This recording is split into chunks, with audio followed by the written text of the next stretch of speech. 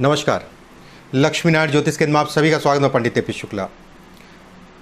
आज मैं उपस्थित हुआ हूं आपके प्रश्नों का जवाब देने के लिए।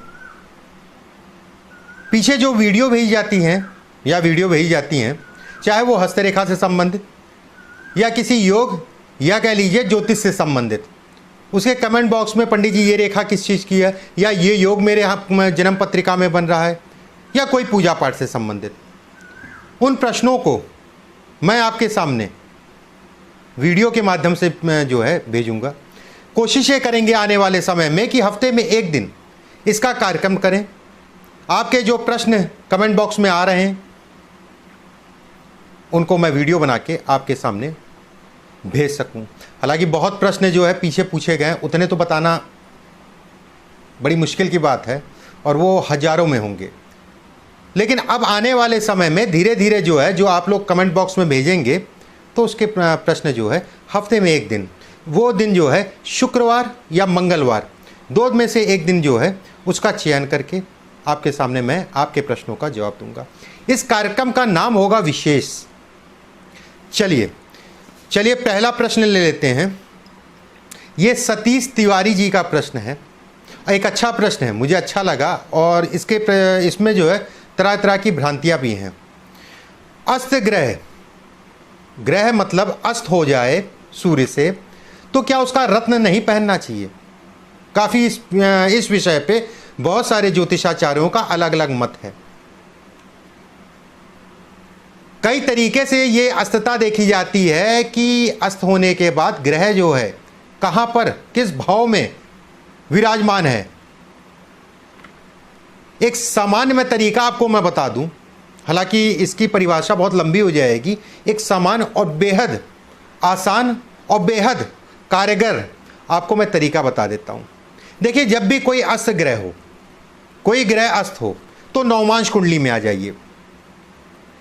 नवमांश कुंडली में देख लीजिए कि सूर्य से वो कितने भाव आगे है। अगर वो 3 भाव जहां पर भी सूर्य बैठा है उसके आगे और उसके पीछे, मतलब सूर्य बैठने से द्वितीय भाव, सूर्य बैठने से द्वादश भाव, ठीक है, उससे 2 घर आगे और 2 घर पीछे अगर वो ग्रह नहीं बैठा है, जो ग्रह जो है अस्त हुआ है आपका, तो आप रत्न पहन सकते हैं उसका। बस एक चीज का ध्यान रखिएगा, जो लगन पत्रिका में उसकी अवस्था अच्छी होनी चाहिए, वो आपको जो है फल देगा। सतीश जी ने ये प्रश्न पूछा था। अब आते हैं, सोनू यादव जी ने एक प्रश्न पूछा है, गुरुजी अगर जीवन रेखा पूरी ना हो तो उसका क्या प्रभाव पड़ेगा? जीवन रेखा का मतलब ये हो गया ये हिस्सा आपका जो है, ये हिस्सा जीवन रेखा हम लोग इसको कहते हैं। अगर जीवन रेखा पूरी ना हो, मान लीजिए आपका कहना जो है ये है, तो उसका क्या प्रभाव मिलेगा? सबसे पहले ये मैं बता दूं, एक ऐसा प्रभाव जो बहुत प्रचलित है कि जीवन रेखा टूटी है, या फिर कह लीजिए जीवन रेखा आदि है, तो व्यक्ति जो है उसकी आयु नहीं है। टूटी तो नहीं कहूँगा मैं, टूटी का मतलब ये होता है, टूटी का मतलब कष्ट होता है। टूटी का मतलब ये हो गया कि बीच से टूट गई, तो ये तो कष्ट है, उसमें कोई दो राय नहीं है। लेकिन आपका प्रश्न जो है जीवन रेखा अगर पूरी ना हो, देखिए अगर जीवन रेखा पूरी ना हो तो थोड़ा सा वैवाहिक जीवन में आदमी को सेटिस्फैक्शन नहीं मिलता है। कुछ ना कुछ ऐसा लगा रहता है, कुछ ना कुछ ऐसा तनाव रहता है जिसके कारण मन विचलित रहता है। जीवन रेखा अगर आधी हो, कर्जा बड़ा सोच समझ के लेना चाहिए व्यक्ति को। कर्ज लेते समय काफ़ी सोच समझ के कर्ज लेना चाहिए। अगर जीवन रेखा अगर आधी है तो, जीवन रेखा अगर आधी है तो व्यक्ति बहुत मेहनत करेगा, खूब मेहनत करेगा, उस हिसाब से उस धन का भोग नहीं कर पाएगा। मतलब व्यक्ति मेहनत कश ज़्यादा होता है और समय ना मिले, या फिर कह लिए कोई मजबूरी थी जिसके कारण उस धन को जो आपने मेहनत करके कमाया उसका भोग नहीं कर पाए। चलिए तीसरा प्रश्न ले लेते हैं। अल्ताफ दर्जी जी का प्रश्न ले लेते हैं। इन्होंने लिखा है, श्रीमान जी मेरे हाथों में एक्स का निशान है लेकिन कुछ भी नहीं मिला। ये बहुत ये समझिए कि ये एक्स का निशान आज के डेट में लगभग ये मान लिए 125 करोड़ की आबादी केवल हम अपने देश की मान लेते हैं, 125 करोड़ आबादी हमारे देश की है। लगभग इस एक्स के निशान ने लगभग 70 से 80 करोड़ लोगों ने ये एक्स का वीडियो जरूर देखा होगा। और जब भी कोई हम लोग पास हाथ दिखाने आता है या किसी प्रकार से भी हाथ जो है फोटो भेजता है, तो उसका एक प्रश्न ये भी रहता, पंडित जी मेरे हाथ में तो एक्स है। देखिए महाराज, अगर 125 करोड़ की आबादी में 50-60 लाख लोगों 50-60 करोड़ लोग के हाथ में एक्स का या वीडियो उन्होंने देखा, लगभग ये मान चलिए कि 80% लोगों के हाथ में एक्स का निशान होता है। एक्स का निशान होने से व्यक्ति करोड़पति नहीं बनता है। मैंने पूरा एक वीडियो बना रखा है एक्स पे, उसको एक बार जरूर देखिएगा। हाँ, एक चीज मैं ये कह सकता हूं, बहुत अच्छी चीज, थोड़ा सा करुणामयी होता है व्यक्ति। जो कोई गलत कार्य करते समय थोड़ा सा उसके मन में डर रहता है। गलत कार्य का मतलब ये नहीं हो गया कि एक ठेकेदार है, मान लीजिए, अब वो थोड़ी मोड़ी इधर उधर चोरी कर रहा है, 4 ईंटें लगाना था, 3.5 ईंटा लगाया, तो वो अपना पेट पालने के लिए कर रहा है। गलत कार्यों का मतलब ये हो गया, समान अवस्था में आप समझ गए होंगे, तो थोड़ा सा उसमें डर रहता है कि मैं गलत कार्यों से दूर रहूं। व्यक्ति भावुक होता है, बस इसमें एक सबसे बड़ी जो है खामी है, भावुकता बहुत ज़्यादा नहीं करनी चाहिए। भावुकता के कारण अपना नुकसान कर लेता है, ये चीज़ समझ लीजिए। चलिए, अजीत सिंह जी ने प्रश्न पूछा है, गुरुजी पापकत्री योग में कोई ग्रह है तो उसका प्रभाव कैसे देखें? बहुत अच्छा प्रश्न है। शुभकत्री योग और पापकत्री योग,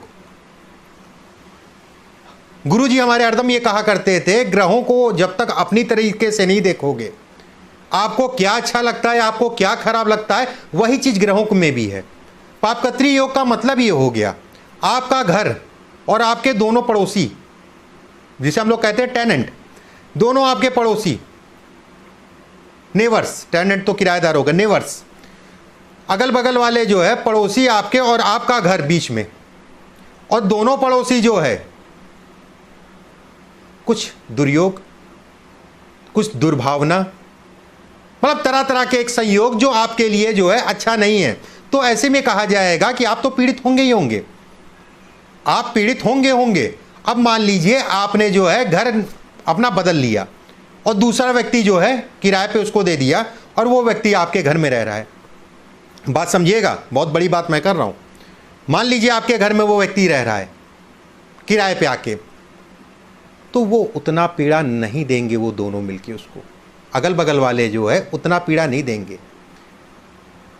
इसका तर्क या इसका मतलब ये हुआ, जब पापकत्री योग हो, भाव से संबंधित चीजों में परेशानियां डालता है, भाव से संबंधित लाभों में कमी देता है, और उन लाभों को जो है प्रबलता और मिल जाती है जब पापकत्री योग में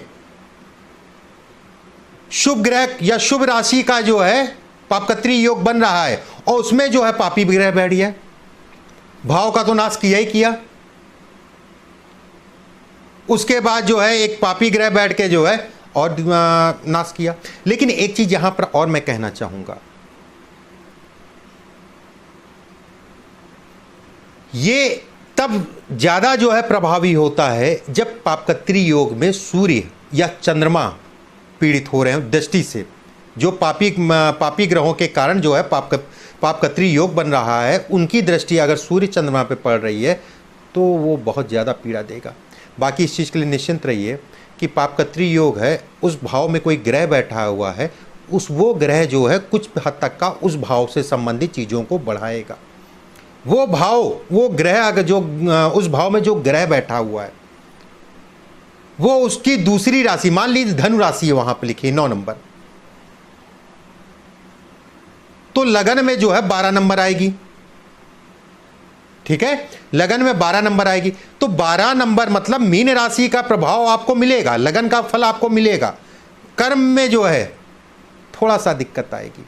अगर कोई ग्रह बैठ जाता है तो वो हितकारी कहलाएगा। हालांकि बहुत कई पॉइंट हैं इसमें और इतना समय नहीं है। समान अवस्था में मैंने जो बताई बिल्कुल आपके लिए जो है इस पर ध्यान दीजिए कि 2 घर हैं, उसमें आपका घर है। ये थ्योरी आप लेके चलिए, आप जो भी आपके डाउट्स हैं कहीं ना कहीं धीरे धीरे क्लियर हो जाएंगे। अगर ज़्यादा दिक्कत है तो एक पापकत्री योग पे मैंने पीछे वीडियो बनाया, उसको देखिए। इसके बाद सुमित जी ने पूछा है, गुरुजी वृषभ राशि में, वृषभ राशि और वृषभ लगन है मेरा, मतलब वृषभ लगन है और उसी में आपका चंद्रमा बैठा है।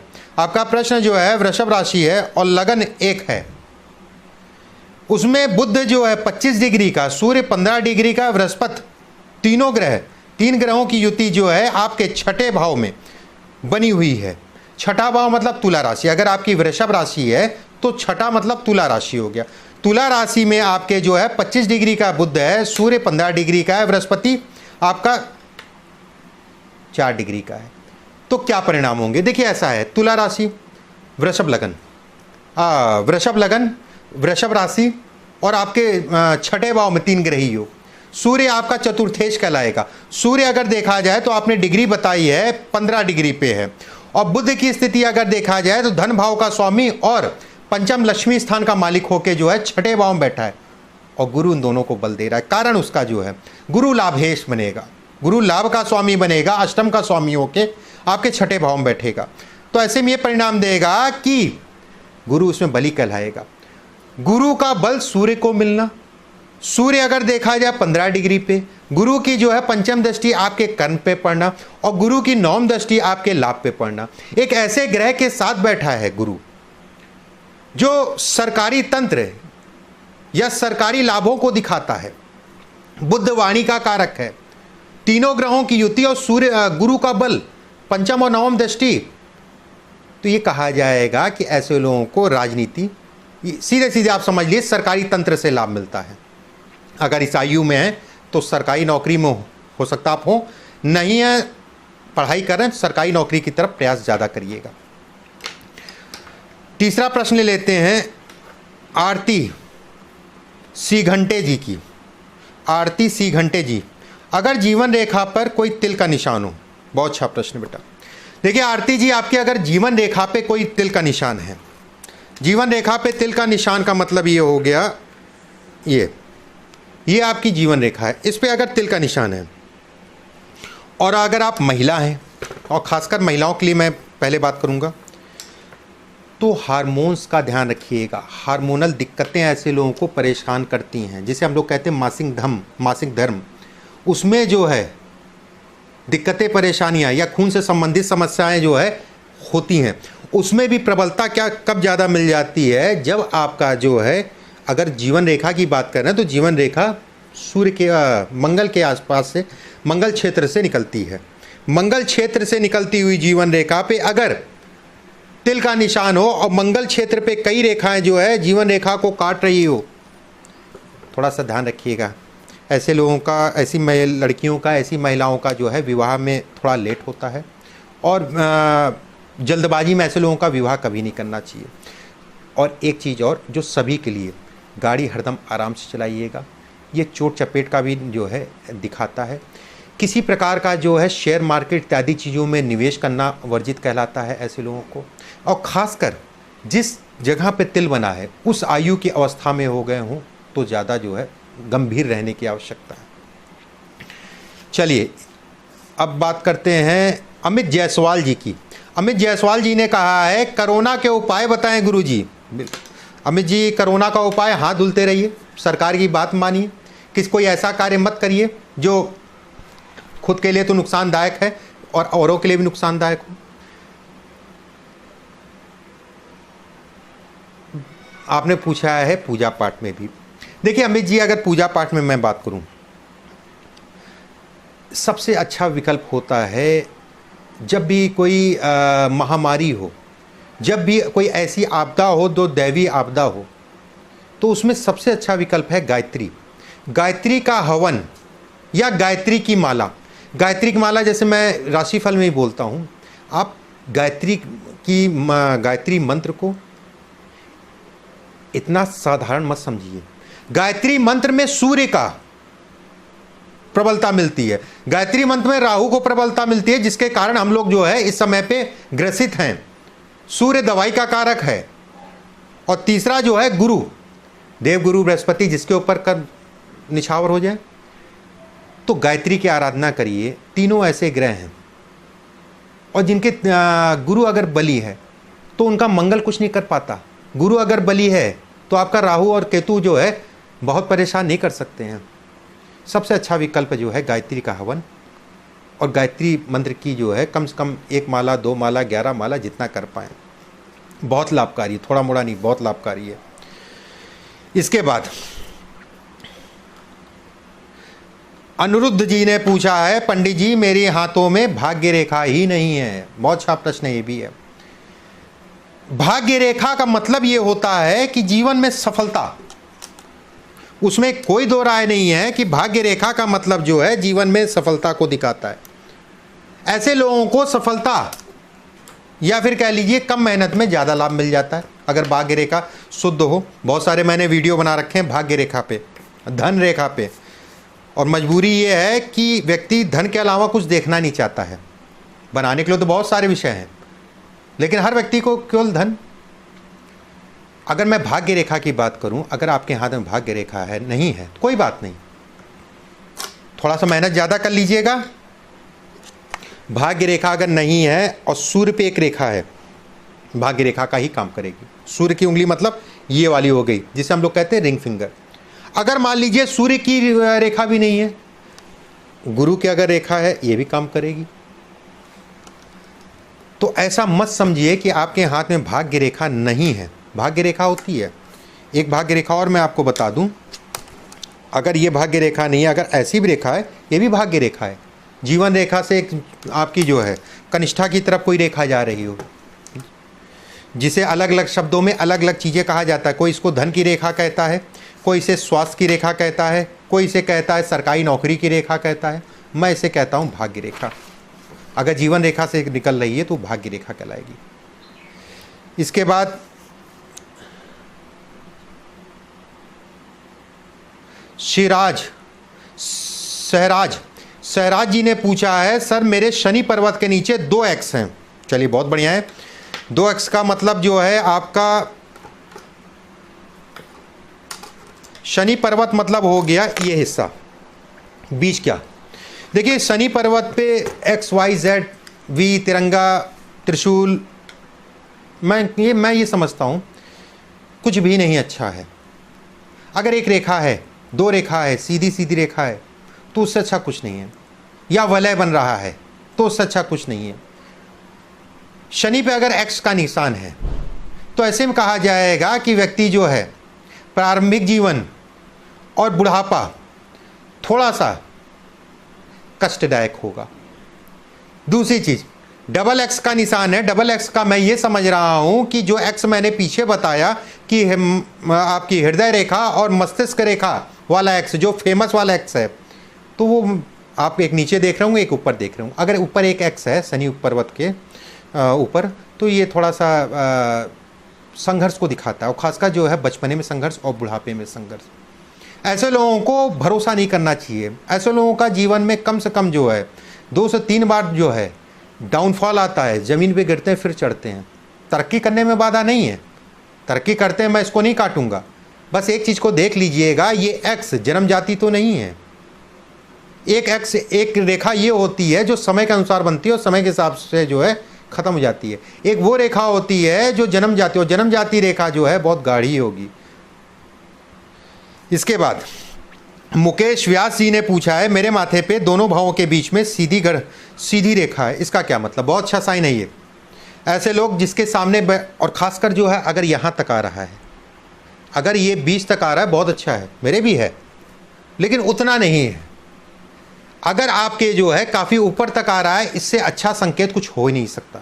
ऐसे लोग जिसके सामने बैठ जाएं अपनी बातों को मनवा के ही रहते हैं, और मनवाने का मतलब ये नहीं कि उससे गुस्सा करके, या फिर ऐसे लोग जो है प्रेम से अपनी बातों को मनवा लेते हैं। ऐसे लोगों को बड़े बूढ़ों का बड़ा आशीर्वाद मिलता है। ऐसे लोगों को हरदम जो है, जिनके ये रेखा है, बड़े बूढ़ों का हरदम जो है एक सानिध्य प्राप्त कर रहना चाहिए। कभी भी माता पिता, वैसे तो मैंने बहुत कम ही ऐसे लोगों को देखा है कि माता पिता का किसी प्रकार से जो है उनको परेशान करें। ऐसे लोगों को माता पिता का जो है आशीर्वाद लेते रहना चाहिए, उनकी सेवा जरूर करनी चाहिए। समान अवस्था में कहा जाए तो ये धर्मार्थ के लोग हैं, धर्म कर्म के बारे में सोचते हैं और जीवन जो है बेहद सादगी का जीवन और बेहद शालीनता का जीवन जो है निकालते हैं। एक प्रश्न और ले लेते हैं। सोनू जी ने पूछा है, सर मेरी जन्म कुंडली में कुंभ लगन की है, 5वें भाव में राहु बैठा है। कुंभ लगन की सोनू कुंभ लगन की आपकी पत्रिका है, 5वें भाव में राहु बैठा है, 9वें भाव में गुरु बैठा है, क्या परिणाम होंगे? कुंभ लगन की पत्रिका में अगर मैं पंचम भाव में देखूं तो पंचम भाव में आपकी जो है मिथुन राशि होगी और 9वें भाव में अगर देखा जाए तो तुला राशि होगी। तुला राशि का अधिपति शुक्र बनेगा और शुक्र के भाव में देवगुरु बृहस्पति का बैठना और 9वें भाव का मालिक शुक्र बन रहा है तो सप्तम मतलब 7 नंबर राशि 7 नंबर राशि का मतलब तुला राशि का अधिपति शुक्र बनेगा और तुला से तीसरा नंबर गुरु का होगा, मतलब लाभ का मालिक। ये एक अच्छा संयोग है।